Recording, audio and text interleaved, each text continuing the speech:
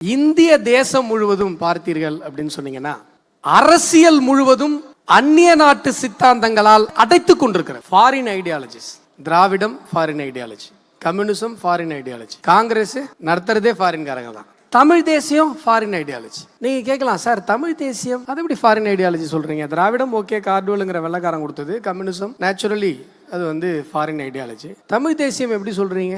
தமிழ் தேசியம் என்பதும் கூட இலங்கை என்கிற ஃபாரின்ல இருந்து இங்க பல பேர். ஆனா உண்மையிலே பாத்தீங்க அப்படின்னு சொன்னா தமிழ் தேசியம் என்கிற ஒரு தத்துவம் எங்குமே இல்லை. சிலர் இங்க கேக்குறாங்க, சார் வெள்ளக்காரன் வந்ததுக்கு அப்புறம் தான் சார் இந்தியாங்கிற ஒரு நாடே உருவாச்சு. வெள்ளக்காரன் வந்த உடனே ஈஸ்ட் இந்தியா கம்பெனின்னு ஆரம்பிச்சான்.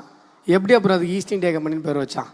கம்பெனி ஆரம்பிக்கும் போது இந்திய தேசத்தினுடைய முதல் சுதந்திர பிரகடனம் ஜம்புத்தீவு பிரகடனம். நம்முடைய முன்னோர்கள் மருது பாண்டியர்கள், மருது சகோதரர்கள் சுதந்திர போராட்டத்தில் நம்முடைய தமிழ் சான்றோர்கள் அத்தனை பேருமே இந்திய தேசம் முழுமைக்குமாகத்தான் போராடினார்களே ஒழிய அவர்கள் யாருமே தமிழை ஒரு தனி தேசியம் என்று சொல்லவில்லை.